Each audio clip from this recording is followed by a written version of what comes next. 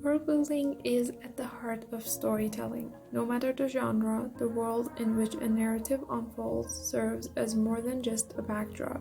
It creates the framework for the stakes, consequences, and character development that drive the story forward. A well-built world anchors the audience, immersing them in its rules, conflicts, and challenges. After watching all 3 seasons of Bridgerton, it's clear that the show's biggest flaw lies in its inconsistent worldbuilding. To be clear, this criticism isn't about Bridgerton's decision to cast people of color in the roles of nobility during Regency-era England. The issue is not historical accuracy, but internal consistency. In contrast to its beautifully designed costumes and sets, the world of Bridgerton bends its own rules whenever it is convenient for the plot, leaving the stakes feeling hollow. A helpful comparison would be the first 4 seasons of Game of Thrones, where worldbuilding is one of the show's strongest elements. Despite its fantasy setting, Game of Thrones builds a consistent, harsh, and believable world, offering a masterclass in how strong worldbuilding can drive stories. At first glance, comparing a high-stake fantasy series like Game of Thrones to a lighthearted romantic period drama like Bridgerton seems odd, but both shows share a fundamental storytelling challenge, crafting a believable, internally consistent world where characters' actions have real consequences. Game of Thrones excels in this area, while Bridgerton falters. In Game of Thrones, the rules of the world are clear, and when they are broken, the consequences are dire. This is part of what keeps the audience invested. Characters' choices matter because the world they live in is unforgiving. Bridgerton, on the other hand, often bends or outright ignores its own societal rules to advance the plot, which weakens the impact of its storytelling. In any story, stakes are born out of worldbuilding. The rules that govern the world, whether magical, political, or social, determine how much risk the characters face. If those rules are inconsistent, the stakes collapses because the audience can no longer predict or trust the consequences of a character's actions. The first 4 seasons of Game of Thrones are a prime example of worldbuilding done right. The show establishes that Westeros is a dangerous place where no one is safe, not even the main character. When Ned Stark, the supposed protagonist, is executed in season 1, it sends a clear message. The world of Westeros is ruthless, and anyone who fails to navigate its brutal rules can and will suffer the consequences. This creates constant tension and keeps viewers on edge. In contrast, Bridgerton's world feels less grounded in its own rules. For example, in the Regency era, a woman being caught alone with a man could ruin her reputation. This is a central plot point in season 1, but by season 2, similar situations are treated with far less gravity.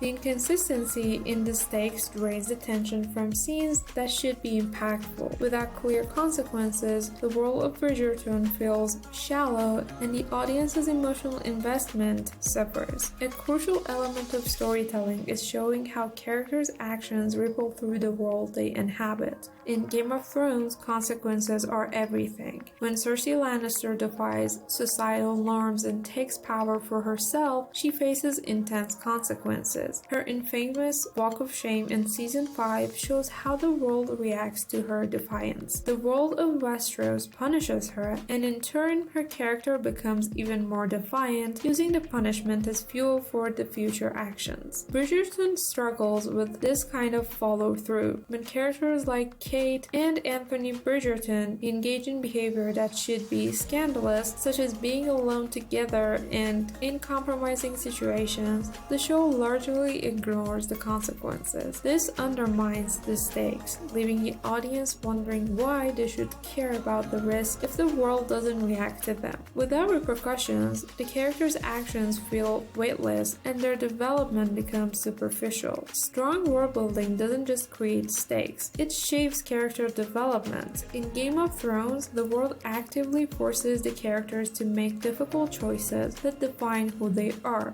Jon Snow's decision to join the Night's Watch, for example, isn't just about his personal values. It's a reflection of the rigid class system and societal expectations. Similarly, Arya Stark's journey is a direct response to the brutal, unpredictable nature of the world she inhabits. Both characters are molded by their environment, and their arcs are powerful because they are constantly in conflict with the world's rules. In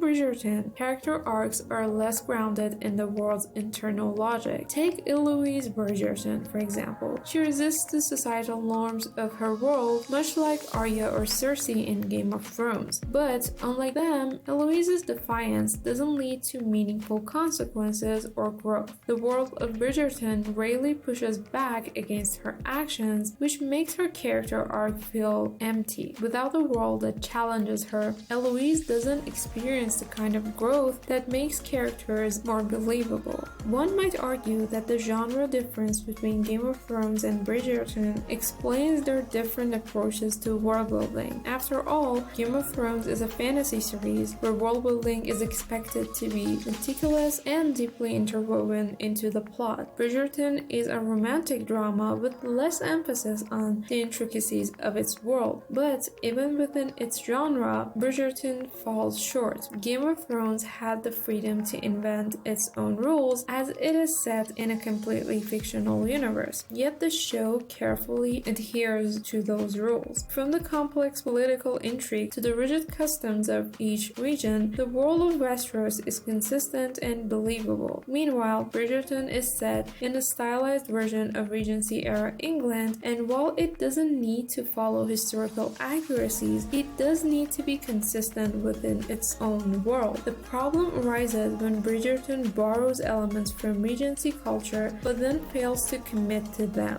The lack of a solid framework diminishes the stakes and ultimately the story. One of the most glaring inconsistencies in Bridgerton is the portrayal of its social hierarchy. In a period drama set in Regency-era England, social class and hierarchy should play a crucial role in shaping the story, but Bridgerton's depiction of authority is very flawed, particularly in how the Queen is presented. Despite being the most powerful figure in the series, the Queen is largely passive, and her role often feels ceremonial rather than impactful. In the first 4 seasons of Game of Thrones, the hierarchy is clearly defined, and the consequences of challenging that hierarchy are severe. Characters like Cersei and Tywin derive their power from their place in the social order, and defying the monarchy leads to dramatic consequences. The Iron Throne itself serves as a constant reminder of the rigid, unforgiving power structure in Westeros. This structure gives way to the characters' decisions as defying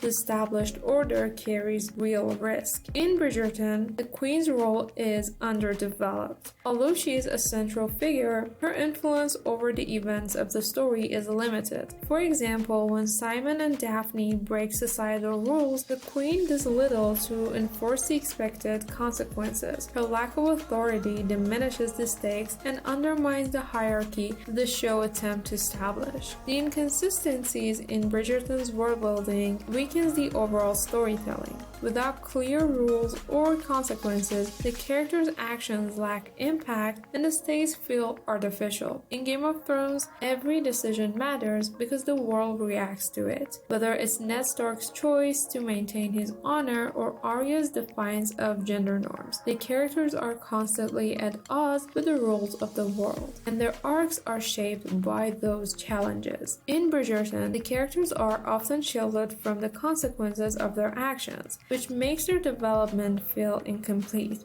Worldbuilding is not just about creating a setting, it's about building a foundation for storytelling. In Game of Thrones, the world is an active force that shapes the plot, defines the stakes, and molds the characters. The rules of Westeros are harsh, but they're consistent, and the consistency gives way to every decision the characters make. Bridgerton, on the other hand, often bends its world to serve the plot, leading to a loss of stakes and emotional depth. By failing to maintain internal consistency, Bridgerton undermines its own world, leaving its characters shallow in a narrative where their choices carry little weight. Game of Thrones proves that strong world building doesn't just enhance the story, it is the story. So, what do you think? Do you agree with me? Let me know in the comments, and I'll see you next time.